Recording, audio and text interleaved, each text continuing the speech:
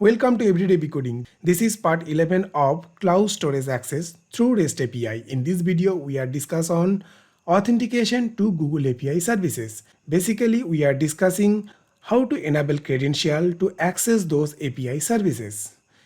Authentication to Google API. So this is the most important things of this particular video. How to enable those credential to access those APIs. So there are three kinds of credentials are there. First is API keys, second is OAuth 2.0 client ID, and third is service accounts. So first I am go to API key. It is the least secure option to authenticate Google APIs. Your application can communicate with any Google API. In this case, your application use this particular API key. This is nothing but a particular base64 type string base key, which means that it is not enough for certain application. For example, if you want to authenticate Google Drive API, in this case, only API key is not enough. You need to use OAuth 2.0 client ID along with this particular API key. So both key are required, API key and OAuth 2.0 client ID.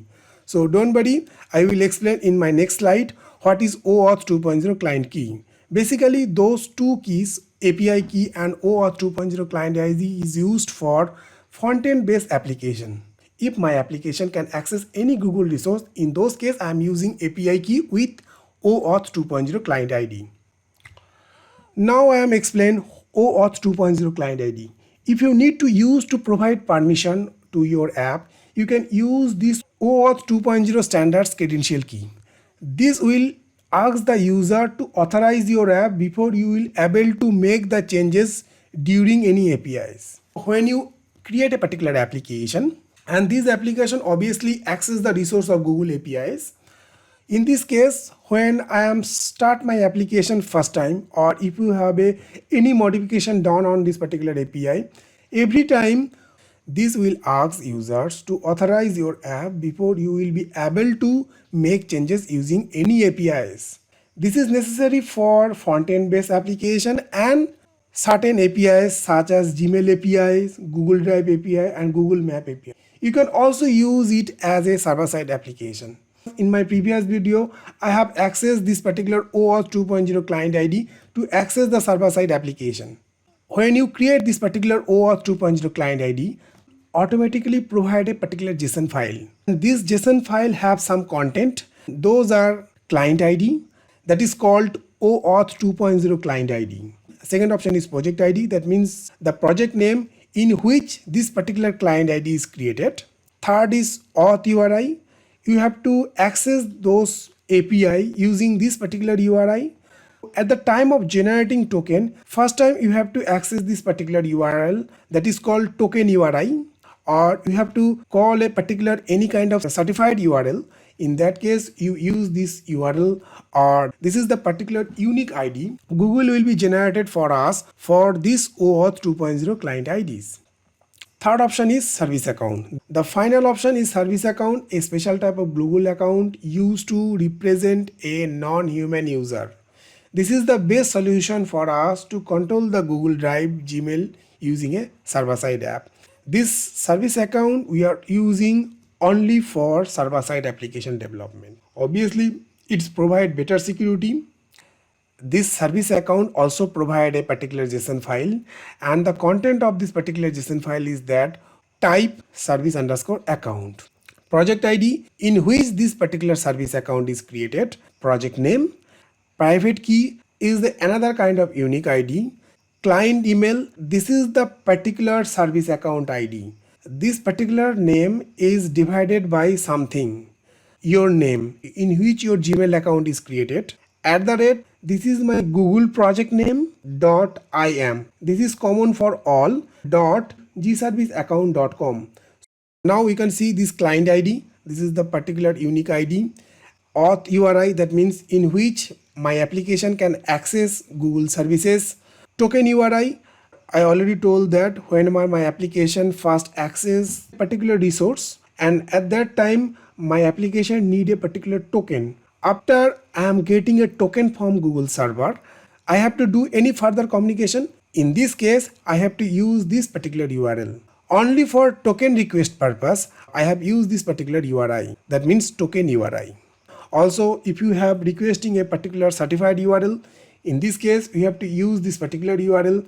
You have to keep watching my YouTube channel. I will explain each and everything in very great detail in my upcoming video. I just close my presentation and now I am go to my browser. Now I have to create some credentials for accessing Google libraries, that means Google APIs. Just click on credentials. You have seen these three kind of credentials are there: API keys, OAuth 2.0 client IDs and service account. I have already explained each of those things. So now I am create on this particular option, create credential. By using this option, you have to create API key. Just click on API key. And this particular API key is automatically generated by Google. You can see this particular warning options before this particular API key name. Restrict your key to prevent unauthorized use in production. So just click on restrict key. Why these particular yellow warnings are there? Application restrictions. An application restriction control which websites, IP addresses and application can use your API's key. You can set one application restriction per key. Right now you can see this. My API key credential has no restriction. Selected as none. It will only be accessible from iOS app. Okay. And click this particular option, restricted key. A particular drop downs are there. Just click on this particular option, Gmail API. So API key 1 is only accessible from this particular platform, iOS application, and this particular API keys is only applicable for accessing Gmail API. So this kind of security provided by Google.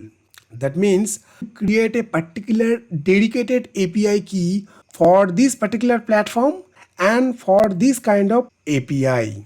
Just click on save button, and moment I click on this particular save option, this yellow color warning option will gone and new tick green option will be appear before this particular API key name. And after that, I have created a OAuth 2.0 client ID. Just click on this particular section and click on OAuth client ID. Now I have to choose what type of application I have used to accessing this kind of credential. So I have a particular web application. Name is web client 1. And my web application is running on localhost. In this case, I have provided my local host IP address. Or if my application run on a particular domain, in this case, I have provided this particular domain. Add multiple domain for accessing this particular credential. One of my subscribers and many of people just asking me, your application is run on only on localhost. You need to provide your URL.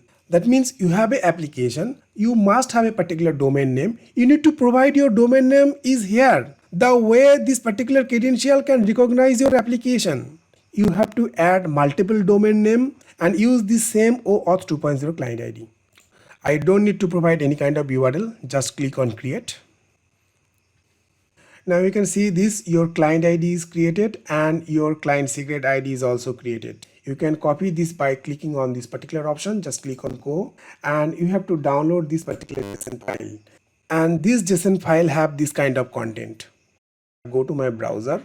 Now I have to create a particular service account. You can create a particular service account. Just click on this particular option, create service account, or you have to click on this particular option, manage service account, and create new service account.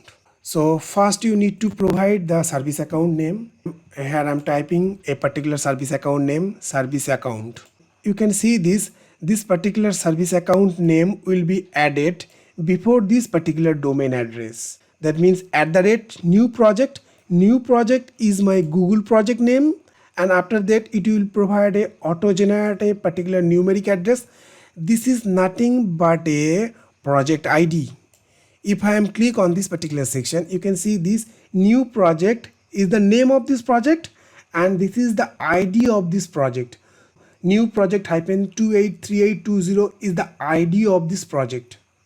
It will provide the ID of this project.